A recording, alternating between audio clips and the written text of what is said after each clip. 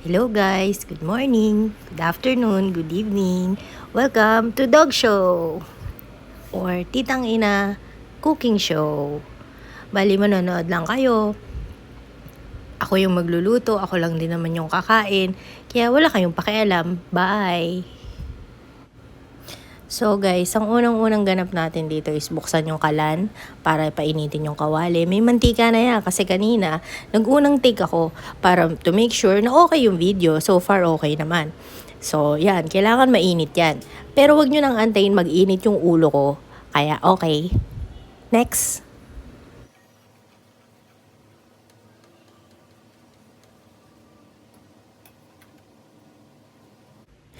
Shoutout nga pala kay Kumaring Milan, ang totoong baon serya mom. Actually, hindi to pang baon, pangkain ko lang talaga to. At di ko naman ginagaya yung mga content niya kasi trip ko lang siyang gayahin. Pero nagluto lang ako kasi trip ko lang. Bakit ba? Ba't nangingialam kayo? Kayo ba pinakailaman ko ba yung buhay nyo? Di ba hindi naman? So ganun lang din. Di ba?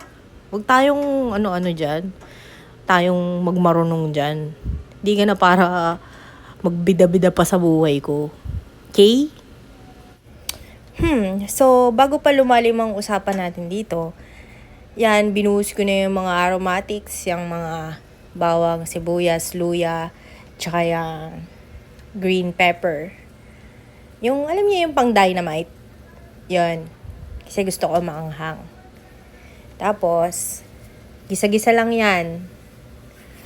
Pagka feeling nyo maamoy na or medyo brownish na yung bawang, tigil nyo na. Huwag nyo nang ipilit. Kasi pag pinilit mo, baka pumayag. Ganon. Siya nga pala, i-add ko lang. Kaya pala may luya yan. Kasi turo sa akin ng nanay ko. Every time na magluluto ka ng seafood, dapat at least may luya para pampatanggal lansa. Dahil nga shrimp yan, lagyan ng luya yan. Diba? Masunurin bata tayo eh. Kung ano sinabi, susundin. Diba? Hindi naman tayo gumagawa ng sarili nating process. Kasi pag gumawa ka ng sarili mong process, ano ka nun? Ha? Jollibee ka. Ganon. So, from here, konting segundo na lang, idadagdag ko na dyan yung shrimp. Tapos gigisa-gisahin ko na siya. And while doing that, why not mag-share ako ng chika sa inyo? Ha! Tigilan nyo na yan. Mga chismosa kayo. Tigilan nyo yan. Sama yan. Anyway, ang pagchichikahan nga natin si Milan. Si Kumaring Milan. Alam nyo ba na nakakita ako sa TikTok ng super kamukha niya, parang doppelganger niya. Tapos, nung una, chinek-check ko pa kasi baka mamaya kamag-anak naman. Nung hindi na talaga ako nakatiis, minessage ko na talaga siya. Sabi ko, Mare, alam mo ba na meron kang kamukha sa TikTok? Para talaga kayong twin. As in, kamukhang kamukha mo talaga siya.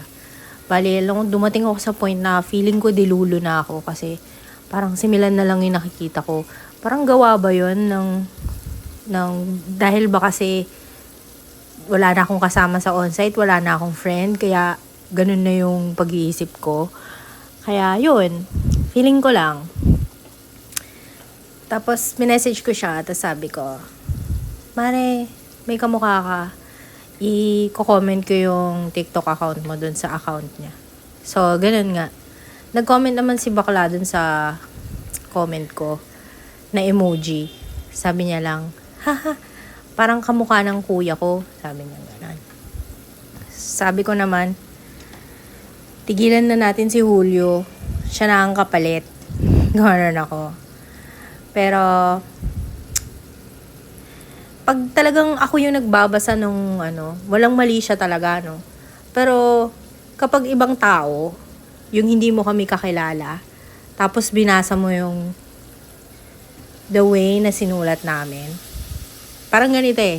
Kung ibang tao yung magbabasa nun, ang basa doon sa sinabi ni Milan, Hehe! Parang kamukha lang ng kuya ko. Ganon. Kasi kung ang tingin mo kay Milan malandi, malandi din yung basa mo, di ba? Pero kung hindi naman, kung normal ka naman, nakatulad ko, ninormal ko lang yung basa kasi kilala ko siya as ganyan. Normal naman. Kaya kayo, huwag kayong mag-a-assume na may tono kapag nag-message sa inyo. Tsaka feeling ko malalaman nyo na galit kami or galit ako pag nag-message ako kasi matik may kasamang mura yun. Pag galit ako. Diba? Pero pag wala naman, kung wag tayong potassium, pota na, assuming pa, wag ganon. Mahirap na. Diba? Anyway, yun lang, bye. Bale mga mare, no, balik lang tayo sa niluluto ko. So, nilagyan ko ng toyo kasi gusto ko may kulay. Tsaka suka para medyo may anghang, ganun. Tapos, nilagyan ko rin ng konting tubig. Kasi parang feeling ko sobrang maraming usok. Baka mamaya mag-trigger na naman yung fire alarm. 'Di ba? Kaka-trigger lang ng fire alarm dito. Sis, huwag tayong gaya-gaya. 'Di ba? Gawa tayo ng sarili nating statement. Hindi na tayo magfa-fire alarm. Charot. Anyway, yan, yung mga panahon na yan. Alam kong luto na yung isda, yung hipon yan. But then, minake sure ko na, syempre talagang covered. Ayoko nang may lansa pa eh. Kasi, baka masuka lang ako. Char. So, balik tayo kay Milan. Syempre, chismisan to eh. Anyway, si bakla, siya ang babaeng pinagpala sa lahat. Pinagpala no. Ako yung anak. Ay nako. Kasi, si akla na bonggal. Pero, nailipat. Yung pinaglipatan, nakalain mong palitan yung ThinkPad niya ng MacBook. Di si ate mong, si kumare mo, lahat na ginagawa, masira lang yung ThinkPad. Charot! Hoy, hindi ko ginagawa yun. Pero mas certain ni Milan. Promise. Ay, nako. Ay. Anyway, tapos na ako magluto dito. At eto na ang result. Hindi ako magaling mag-plating kasi hindi naman ako setter. Pero, huwag niyo nang gayahin mga sis kasi maalat. Hindi ako nasiyahan sa luto kung maalat talaga siya. Okay? Bye!